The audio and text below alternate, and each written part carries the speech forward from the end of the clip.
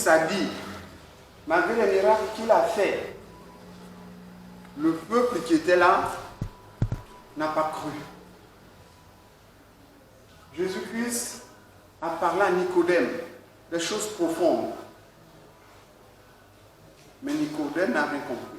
Il était enfermé dans sa science, dans la connaissance humaine.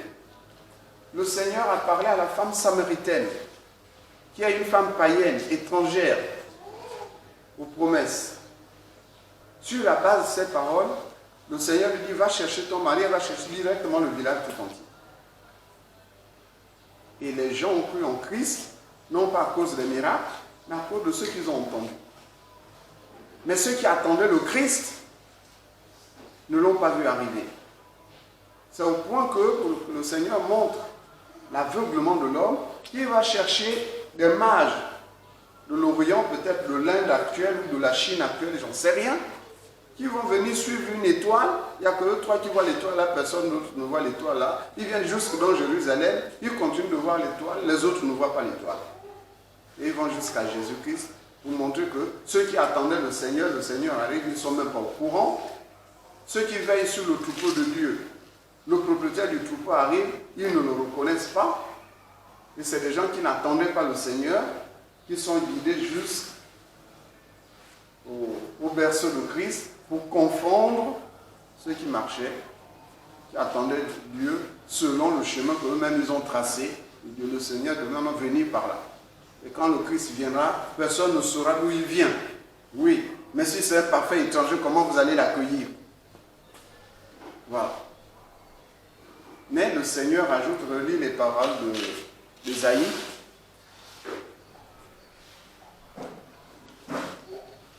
Il a aveuglé leurs yeux, oui, et il a endurci leur cœur. Reprends d'abord à la page précédente.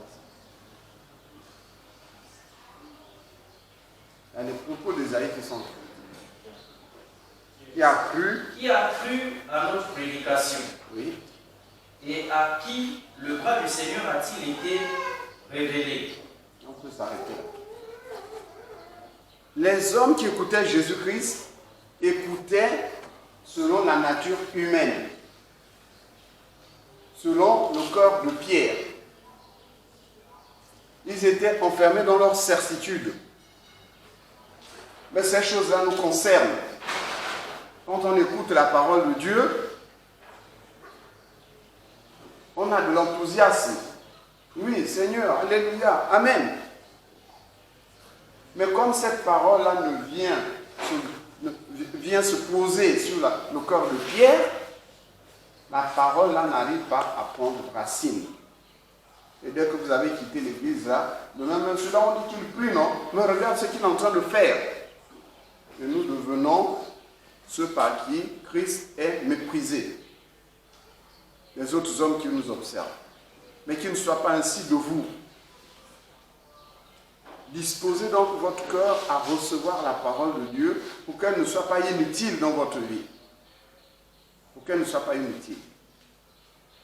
Continue la lecture. Verset 41. Isaïe dit ces choses lorsqu'il vit sa gloire et qu'il parla de lui. Donc Isaïe a vu la gloire de Jésus-Christ,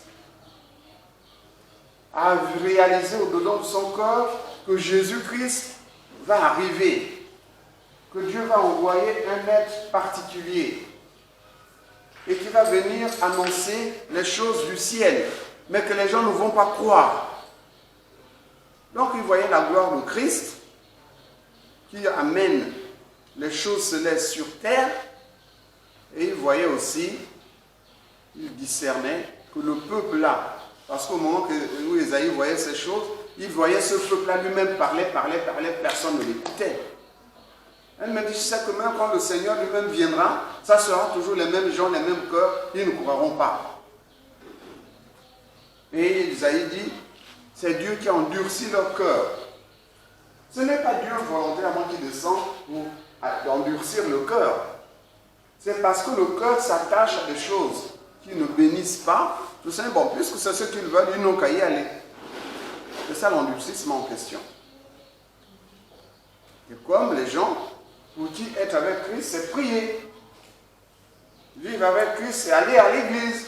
Le Seigneur te laisse aller à l'église, mais si tes oreilles ne s'ouvrent pas pour écouter, tu y pars comme enfant.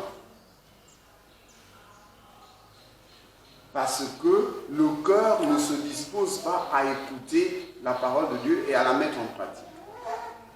Continue la lecture. Cependant, même parmi les chefs, plusieurs crurent en lui.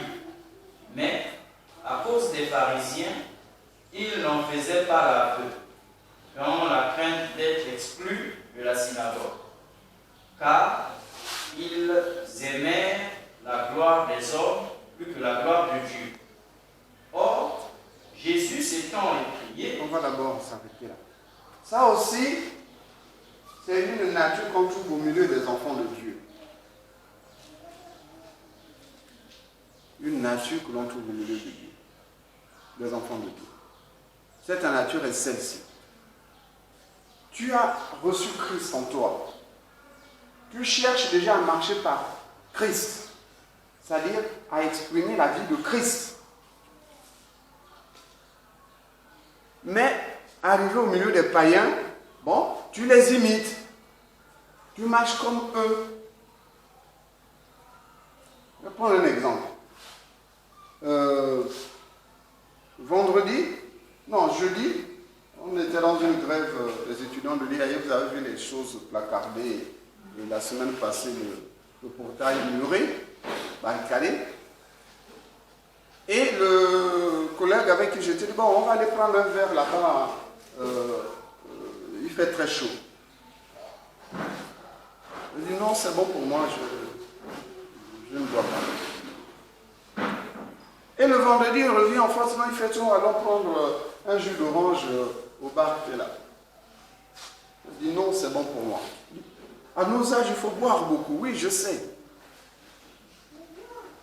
Si j'avais honte de ma vie de Christ, ma vie avec Christ, elle dit, bon, ce n'est qu'un petit verre d'eau, allons-y.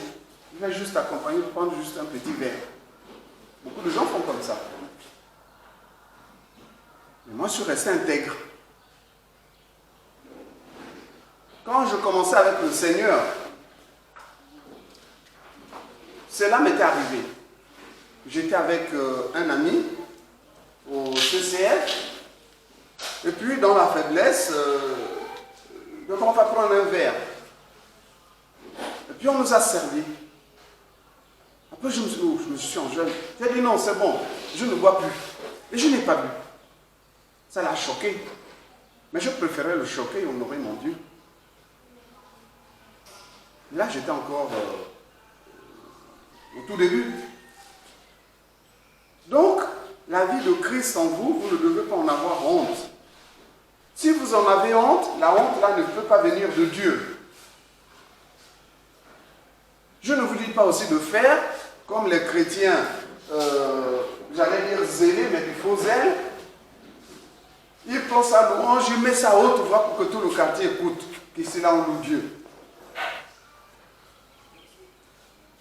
Il est en train de prier au milieu de la nuit, il élève sa voix, tous les voisins entendent qu'il est en train de prier. Les voisins sont obligés de vous entendre prier. Dieu a dit que pour me prier, priez-moi à haute voix.